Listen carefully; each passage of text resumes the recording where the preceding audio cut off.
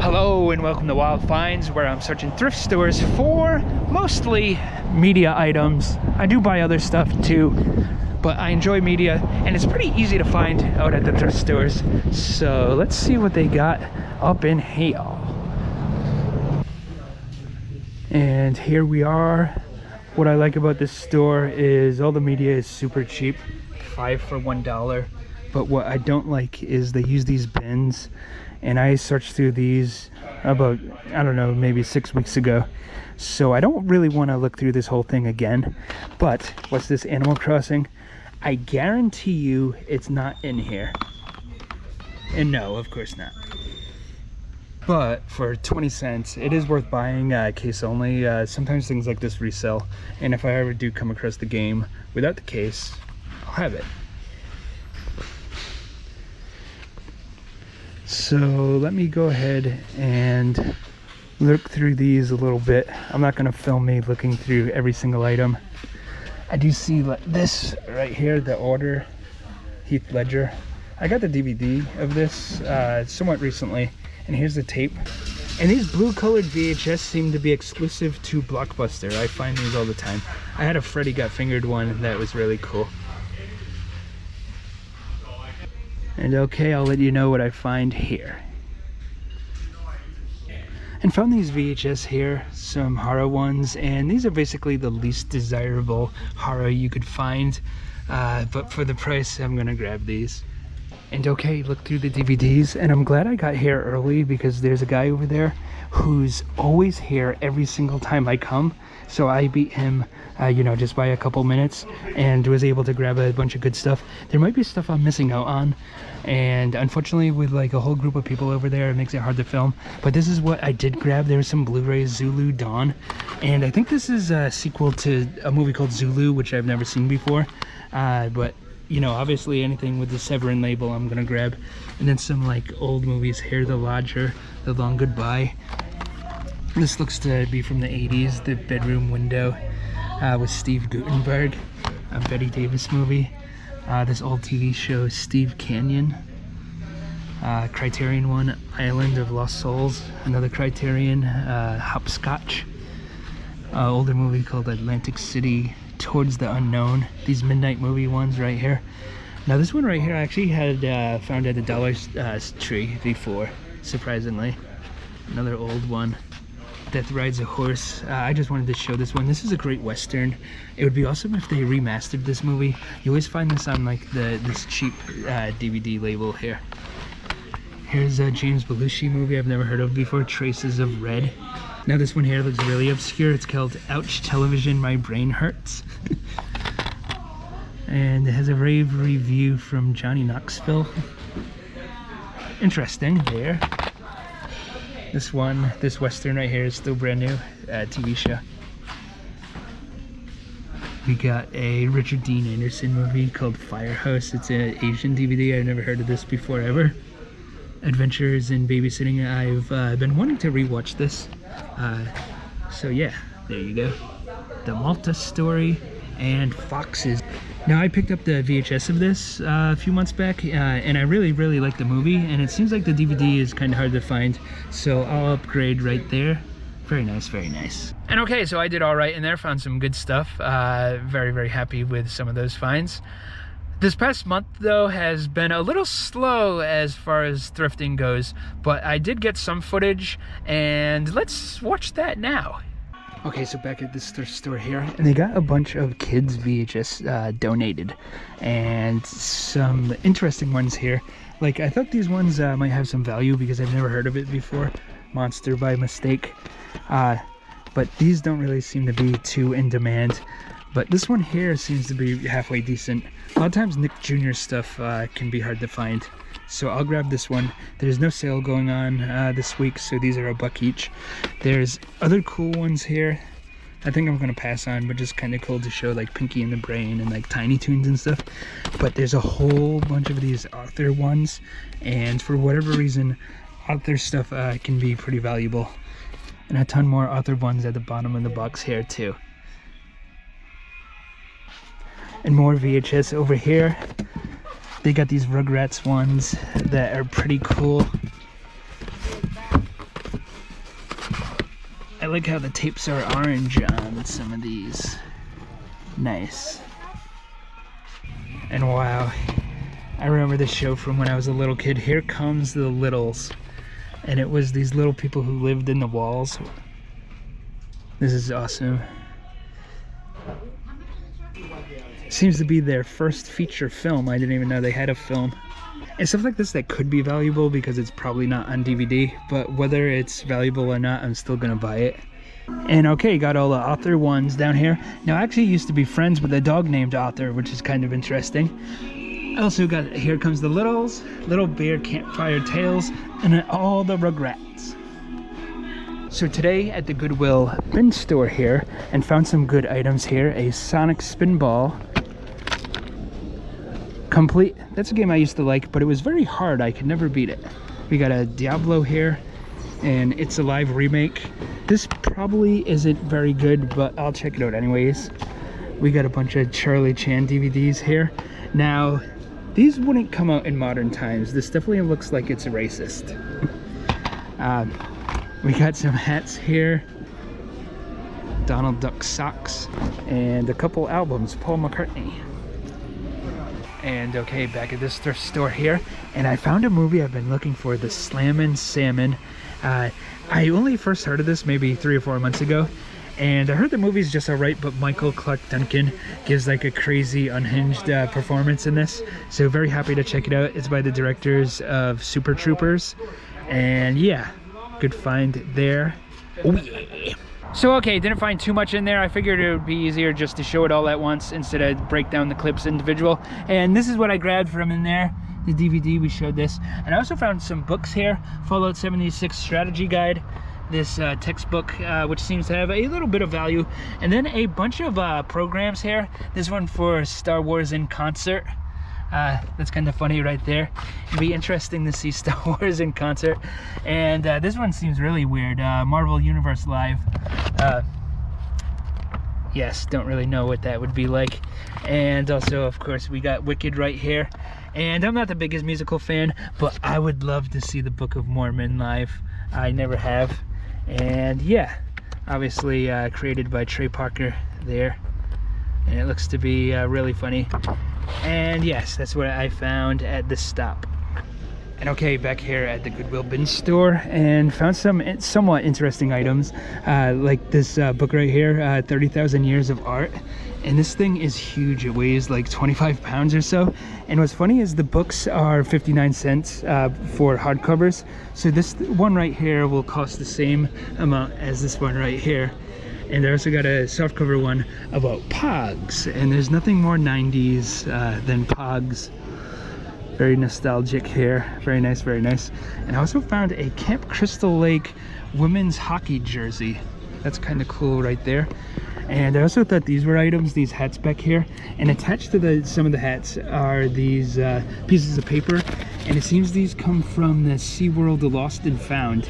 So the SeaWorld Lost and Found items, if they're not picked up, they come to the Goodwill outlet store. I just thought that was kind of funny. And oh boy, were those some wild finds or what? Swoop in to, I mean, it's going out to get all the wild finds. And yeah, so that's what I was able to find. But what I want to do now is talk about some of the movies I've watched recently. I haven't talked about the movies I've watched in quite a while. So let's go ahead and do that. I've been going to the theater a lot, as usual. And some recent movies I saw is I saw The Companion. That was fantastic. I saw Heart Eyes. That was really good. Not quite as good as The Companion. I also saw one, Days Like This, or Days Like These. I forget the exact name. And that was a funny comedy movie. I didn't like bust a gut laughing, but just overall good experience throughout. The Wolfman, another horror movie. That wasn't great. I wasn't that into that one. I saw this like kind of like drama action thriller type movie called Bring Them Down, and that was okay. I fell asleep for like 10 minutes, and it seems like I missed a very big plot point, so I was confused for most of the movie. But yeah, out of all those, go see The Companion. I'm also looking forward to The Monkey, which comes out this Friday, so that should be a good one. And yeah, we're going to take a very quick look at these movies right here. not in-depth reviews, just really quickly if I liked them or not, more or less. But before we get to that, there's some CDs I have right here. You might remember from a few videos back, I bought a huge CD collection. And these are some of the better ones. I didn't listen to all of them. A lot I listened to I thought were just kind of mediocre, you know, as the law of averages goes. But these ones stood out. This one, Toxic, and no, that's not a Britney Spears single. This is a thrash metal band, and they're pretty good. And this seems like a really rare album to find. It's numbered 729 out of 2000, so really cool there. And then this one, Centaur, kind of not quite as thrashy, but still has some thrash elements. And that was a good band. This one, Wizard, not quite as good, but this was all right, heavy metal band. This one, Con, this was a pretty good prog rock album. And these were kind of more modern prog rock here. Anatheum is the name on this one, and Chaos Divine is that one, and these two were pretty good. And this was kind of just like an alternative rock band, Melee, and I like that one. And I kind of forgot about this band, The Fall of Troy. This was an awesome album. Let's move on to the movies here. First off, Ninja Scroll. How come no one told me this was so good? This was a fantastic anime right here. I had so much fun with this. Maybe one of the best animes I've ever seen. Very violent, very inappropriate. Good time overall there. Nice. Now this one, The Incredible Burt Wonderstone. This wasn't a great movie. Steve Carell's character is kind of bland and not that likable, but Jim Carrey's in this, and he plays kind of like an edgy magician. And he was very funny, and it was great to see Jim Carrey be wacky. He takes a lot of serious roles nowadays. But yeah, this was good enough. I had fun with that one. And this one right here, The Rover. Now, I had high hopes for this. I do think it's good. I think it's a 8 out of 10 movie. It's very bleak, though. And the Guy Pearce character, the main character of the movie, is very unlikable. Robert Pattinson is really good in this. With a few tweaks, I think this could have been a 10 out of 10, though. So that's why I'm not giving it the best review ever. But I did really enjoy it. And what's funny is the title of the movie, The Rover. Like I said, this is a very bleak movie, but The Rover is a silly pun. That's not really a spoiler, but yeah. So you get this super serious movie with a silly pun of a title. And next up we have With Noel and I. And this is another one that was good. I enjoyed it, but it just could have been a little bit better, in my opinion. These two guys who are friends in 1969 London. And while watching the movie, I didn't even realize it was 1969. But that's besides the point. I didn't realize until I read the back after. And they are constantly like getting drunk and doing drugs. And they go to the country to kind of get away from the city. And once they get out to the country, I think the movie kind of slows down and it's not quite as fun. Also, I had to watch this with subtitles. Some of the turn of phrases they used, I just did not understand. Does anyone else have that problem where just certain movies, they have to have subtitles? Maybe it's because it's British, but there's other British movies I can watch, like Monty Python and the Holy Grail. I understand everything they say, but then for whatever reason, Life of Brian, I like to watch with subtitles. Yeah, I don't know. And The Northman, I definitely needed subtitles on this one too. I think this is Robert Eggers' best movie. I watched this for the first time, and I liked it a lot. I like how the plot is pretty straightforward. Some of his other movies are kind of too, like, cerebral, I guess would be the word. But yeah, this one, basically just a retelling of the Hamlet story, where a son is getting revenge for his father's death. Very good time right there. And Bad Taste, this was a rewatch, and I love low-budget movies, and this one always delivers. Peter Jackson's first movie. It is fantastic. Highly recommend that one right there. And I didn't even need subtitles for this one. And here we have a movie called Rampart. And I didn't like this movie at all. It kind of like was trying to be Training Day, but with Woody Harrelson, just not done very well. And yeah, I wouldn't really recommend this one. But another movie by the maker of Training Day is this one, Harsh Times, with Christian Bale. And I had a lot of fun with this one. One funny part, though, is Christian Bale was, at one point, he mentions how he's 25 years old. And, like, clearly he's older than 25. He's closer to 35 in this movie. But besides that, yeah, great film right there. I watched Congo for the first time, and when I picked this up, I mentioned how, like, oh, it almost looks like it's like a horror thriller movie. And I think the reason that surprised me was I got this movie confused with Gorillas in the Mist for whatever reason. But here's Congo, and yeah, it was pretty mediocre, like popcorn 90s action movie. But it was fine. Dragnet, that one was also just fine. It wasn't, great or anything. Village of the Damned, though, the John Carpenter version, this was really phoned in. I don't recommend this movie right here. I'm sure if you've ever read a review, most people don't really like this. The Watchers, I had already watched that, and Watchers is a fine low-budget horror movie, but I had never seen Watchers 2, and I watched that for the first time. And what's funny is Watchers 2 is basically a remake of the first movie. They act like the first movie never happened, and they start again on Watchers 2. And the plot is closer to what the book is, and it's fine for what it is. Now this one, you saw me pick up earlier in the video. Ouch, Television, My Brain Hurts. And this is just a compilation of, like, really bad TV from the 90s. Back then, yeah, you didn't have the internet as it is now, so, like, people used to trade tapes and stuff. And this person compiled all, like, cringy moments. And, yeah, it's a fun watch. And this one here, The Descent, I didn't like this that much when it first came out. I gave this a rewatch, and it's better than what I had originally thought. And yeah, it's a pretty good, well-made horror movie right there. Very nice. Now we have Orphan First Kill. And what's interesting about this movie is when it came out, it was like a 10-year-old actress playing an adult who looks like a kid. But now it's, 15 years later or whatever. And it's like a 27-year-old lady playing an adult who looks like a kid, but she no longer really looks like a kid, so it's kind of jarring. This does have a twist, and I wasn't really expecting it, and it was a pretty good twist, and overall not as bad as you would think. I had some fun with Orphan First Kill. Next up here we have Screwballs, which is just a silly, dumb movie. I kind of felt like an imbecile watching this, but movies like this can be fun. It was all right.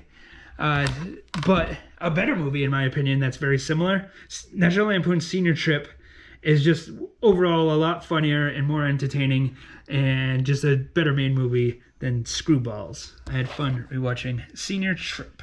Very nice, very nice.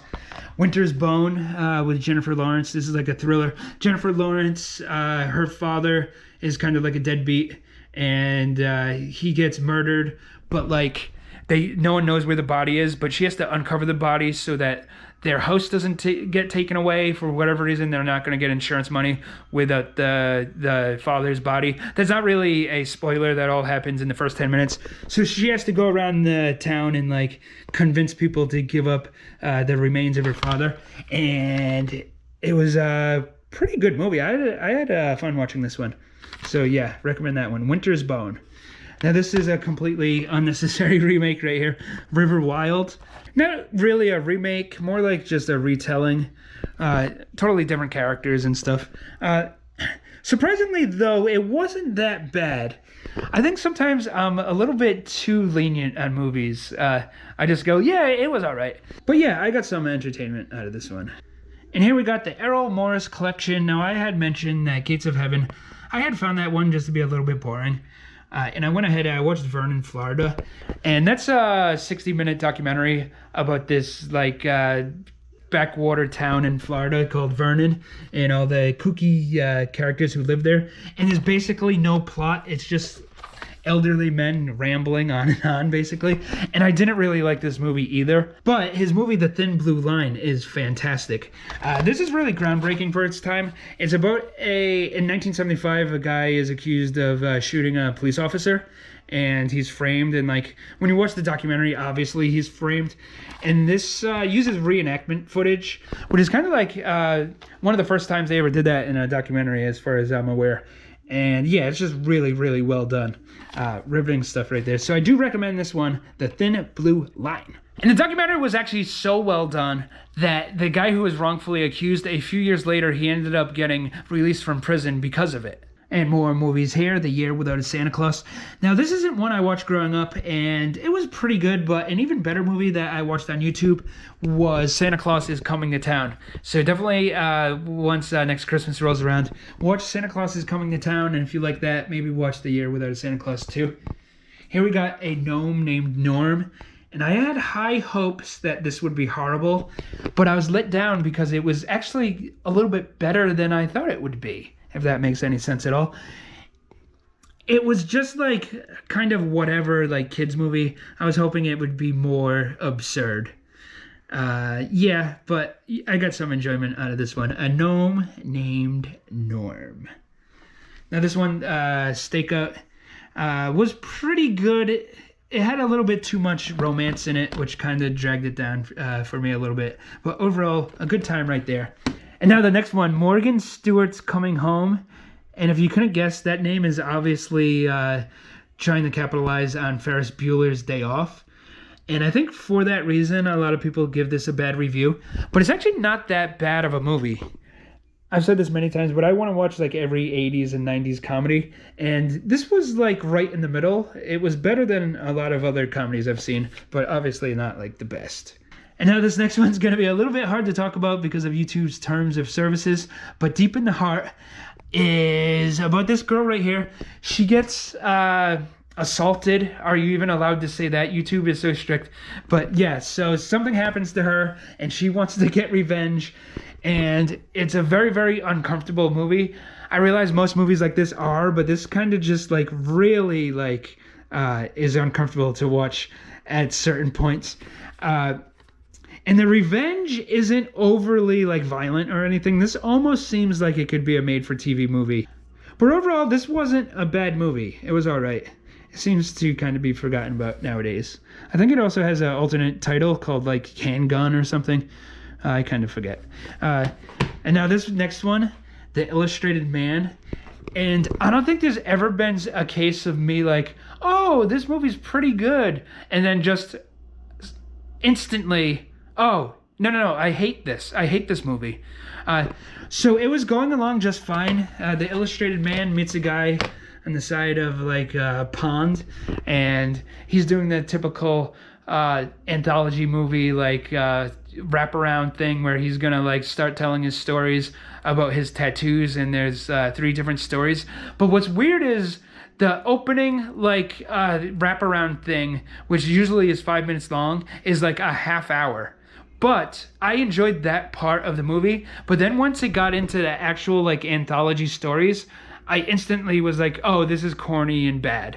And I hated it. So yeah, I do not recommend The Illustrated Man.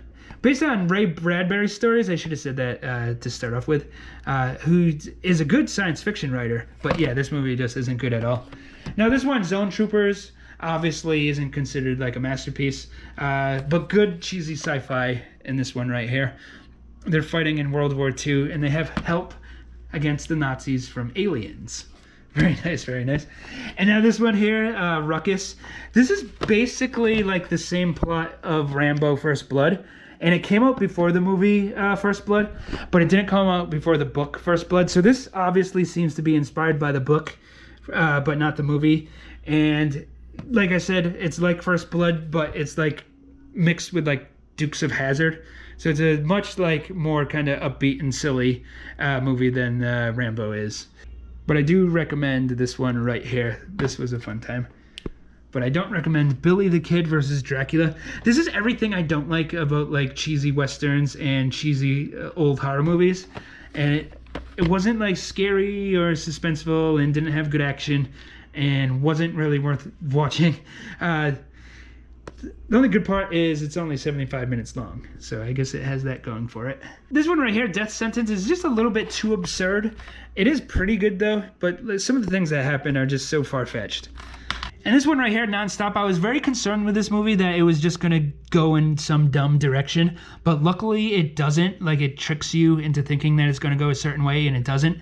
And overall, this was a pretty solid action thriller. Had fun with Nonstop. House is an 80s classic horror movie, but House 2 was just really dumb, and I had to stop watching it. So watch House, don't watch House 2. Pineapple Express, that was a rewatch. This is a funny movie. I hadn't seen it since it was like new on DVD. So fun time right there. Stir Crazy. This will upset people. I didn't really like this movie. It's just too random. Like, these guys are fired from their jobs in New York, so they decide, oh, we'll move to Los Angeles and get a job in the entertainment business. And as they're driving, oh, we happen to break down in Arizona, so we'll get jobs here at a bank, and we'll dress up as chickens, and we'll drum up business inside the bank to people who are already customers of the bank. And oh wait, we take off our chicken costumes and people happen to steal them and then rob the bank. And then, oh, we go to jail. And there's just way too many random things that happen. It's like kind of funny at times. Sorry if you love this movie and I upset you, but that's how I feel. But Stir Crazy is a masterpiece compared to this one, Far Out Man. This was horrible. This was so bad. Sorry, Tommy Chong, but I feel that Cheech Marin is the more talented of the two. Cheech Marin is just funnier and a better actor. And yeah, do not recommend Far Out Man. Maybe if you want to watch it just for a so bad it's good movie, but yeah, I did not like this. Now, this movie, Sunshine, was really good. I had never heard of it until I found it in the wild. And the sun is like losing its power, and they have to go and like drop a bomb on it to like get it to like recharge itself or whatever. And yeah, just a really good Danny Boyle sci-fi movie right there. But I would say an even better sci-fi movie, one that's kind of new and it doesn't seem to be very popular, but is very good in my opinion, is this one, Prospect. I talked about this one a little bit, but yeah. And what I really like about this is it takes place on like a lush green planet. It's not just like all dark and whatnot. Pedro Pascal is in there, and this is very good. And Running Scared, very solid movie right there. Highly recommended. Ride Along, a more modern buddy cop movie. And that was pretty good. That was worth watching. The Django Collection. Now, I watched one of these, and the quality, as expected with these sets, wasn't good, and I didn't watch any of the other ones. I should just stop buying these collections because like they're just so bad quality a lot of the times. The same with this one, Urban Revenge. Very low quality, but I did watch one called Candy Tangerine Man, recommended by Danny from the Trash Stash. And that was good, cheesy fun. A few of these others I might look up to see if they have better versions online and watch those. And I was really looking forward to this one, Christina F. But this was just horrible, horrible quality. It was really muddy. You could barely even tell like what was on the screen at times. So yeah, I only watched 10 minutes of that one. And now this next one, this is a really weird one. The Timekeepers of Eternity. My friend Tim sent me this. Thank you, Tim. I appreciate that. And what this all about is, it says The Fifth Element there. This has nothing to do with The Fifth Element. This is just taped over a Fifth Element tape. So what the movie is, it's a redubbing of the Langoliers, but every frame was converted to paper, and then the filmmaker took the paper and like ripped it at points and like drew things on the frames at points and re-edited, and it's only like an hour long, but it's very, very creative and very well done. The Langoliers is kind of like a cheesy miniseries, and this kind of like makes you see it in a different light. And you can track this down online if you want to watch it for free. But yeah, very cool. Thank you, Tim. Nice. Next up here, these three movies I lumped together because they're all low-budget horror movies. This one, Stakeland, a vampire film, is very, very well done. This was a lot of fun. Apparently there's sequels that aren't as good, but this was awesome. Blood Quantum. A lot of people seem to really like this in the comments. I did like it. I do like zombies. But they were fast zombies, which brings it down a couple points in my opinion. And also some plot points just weren't that clear. So the movie stars indigenous people to Canada. I don't know the correct word. Here we would just, in America, we would call them Native Americans, but they're not American. And I've never heard anyone call them Native Canadians. But yeah, so the people in this film, there's a zombie outbreak, but they're immune to it. But that really wasn't clear to me while watching this movie. So that also brought it down a couple points in my opinion. But it is a good film and very well done for its low budget, very inventive filmmaking at points. So I do recommend watching Blood Quantum. Definitely a lot better than some of the other Shudder movies. And this one right here, Resolution, was really good. It says right here, puts the cabin in the woods to shame. I wouldn't go that far. It does kind of break the fourth wall. What I don't like about the movie, just a little nitpick. One of the main characters is a drug addict, but he looks like so clean cut. Like, I don't believe it. So they could have, like, I don't know, they could have dirtied him up a bit or something. But yeah, this was pretty good. Resolution. And now this one, The Gift. Now I thought this was going to be very reminiscent of 100 movies I've seen before, but it has a plot twist that's really well done. So for that reason, The Gift is pretty awesome. Highly recommend that one right there. Paranorman, this was good, but not as good as Coraline. But, you know, it was fine. And these next ones here, we have Manborg. That's from the director of Psycho Gorman, but unfortunately not nearly as good. I think the budget of the movie was only like $1,300 or something, and it all takes place in front of a green screen. And it's a little bit hard to watch, but it has one of the funniest endings I've ever seen. So it all kind of builds up to this ending that's hilarious. If you can track this down, I guess watch it, but, you know, I was hoping for something better. But what I didn't know is after I watched this movie, I watched this one right here, Eliminators, and it turns out that Manborg was highly, highly influenced by Eliminators. But I didn't watch the VHS, I watched the DVD right here. And this is so cheesy and fun. I highly recommend this one. Next up, I watched 2 Sam Peckinpah movies, The Wild Bunch, that was a rewatch. And I watched Pat Garrett and Billy the Kid for the first time. And this surprisingly was better than The Wild Bunch. Wild Bunch had points, like I had a hard time like of remembering who the characters were and stuff. But this one was a little bit more straightforward and had some really like well done action scenes. I recommend both of these, but check out Pat Garrett and Billy the Kid if you've never seen it. And last but not least, I watched these also. Now these Studio Ghibli ones, I like Studio Ghibli, but these more lighthearted ones, Ponyo, this was fantastic. I like this a lot. And also Kiki's Delivery Service. And now this one might have been my favorite one from that studio. This just had such awesome animation. Both very good and highly recommended. I watched this one right here, Jacob's Ladder. I hadn't seen that in a long time. And the plot twist, if you can even call it a plot twist, on a rewatch is very, very obvious. I'm not going to get into what that is. Something that is disappointing about this movie, it's excellent, but what is a little disappointing is apparently they cut out a lot of the horror elements and now they're lost forever. It would be cool if those were discovered somehow. But yeah, overall, Jacob's Ladder is fantastic. Highly recommended. And now this one here, Terry, I had never heard of this before, but I had found it. And I thought this was kind of going to be more like a Jonah Hill kind of wacky comedy. It almost has more in common, like, with a dark, like, Todd Solondz movie, like Welcome to the Dollhouse. But it is pretty well done, and I had a good time with this. Towards the end, it does get kind of uncomfortable, but that is, like, the point of the movie. So, yeah, I had a good time with that one. Terry is a good movie. Now, this one, Clear History, it shows, like, the cursor right there. I thought this was going to have to do with computers of some sorts, but it really doesn't. He just makes, like, a stupid business decision, and he's mocked by, like, the entire country. So he moves to Martha's Vineyard and just starts his life over. That's Larry David right there. And basically, this is, like, a long episode of Curb Your Enthusiasm, but not quite as funny. So I did laugh a little bit during this, but I don't know. You can skip this movie. It's not really that great. You're probably better off just watching Curb. What is funny, though, it was filmed in Massachusetts, and I recognize some of the extras in the movie. So kind of funny right there. Now, this one, Cure for Wellness. It was a good movie. Well done. It was just way too long. It was like 2.5 hours, where it probably could have been 1 hour and 45 minutes, and that would have been fine. But yeah, it was all right. But a little bit too long for me to actually recommend.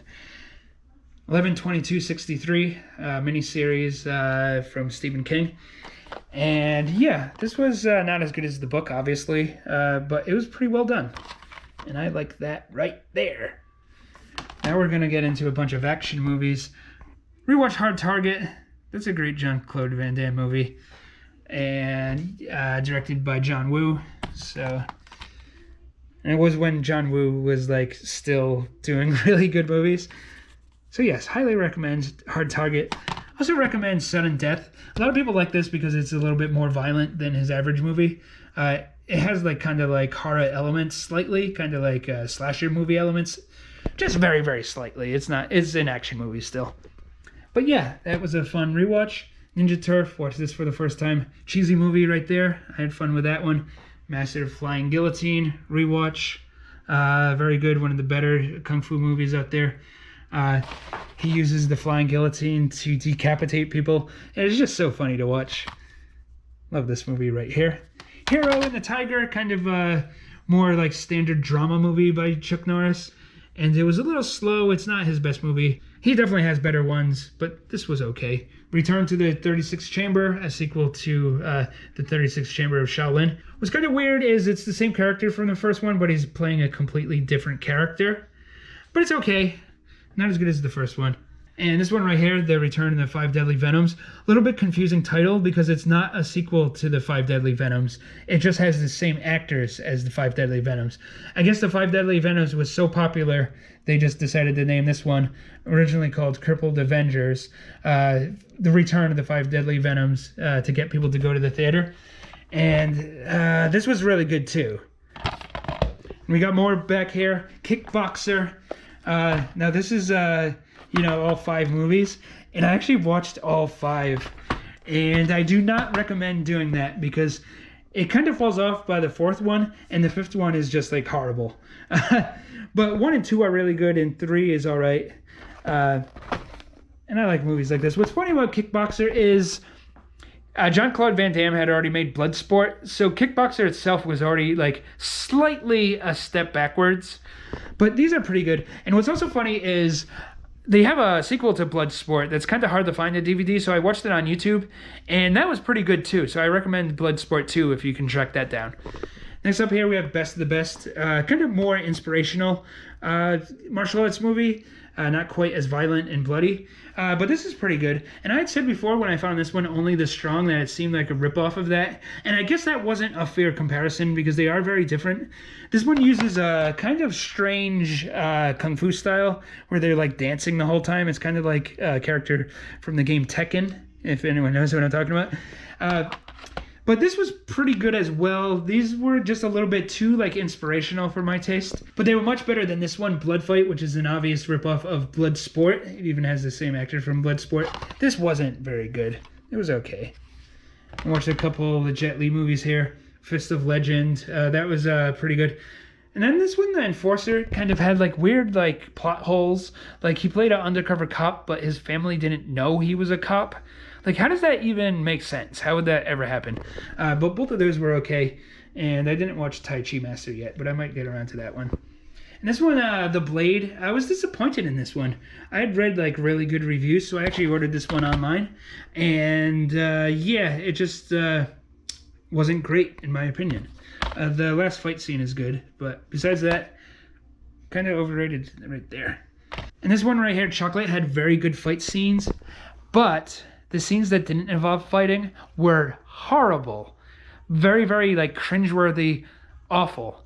It almost seems like this movie had 2 directors. Someone who took care of the action, which was good, and then just the regular plot and dialogue, which was very bad. And for that reason, I do not recommend this movie. I wanted to like this one, but yeah, it wasn't good. But one I do recommend, one that had just very, very good atmosphere. This just had like a good vibe. But Lady Hermit, these 2 martial artist ladies are fighting over this one guy, but it's kind of like a friendly rivalry. And yeah, this was a lot of fun. But that's going to do it for this video. I do appreciate you watching. Leave me a comment. Let me know what you thought about some of these movies. I'd love to hear from you. Like and subscribe, and I'll see you next time around.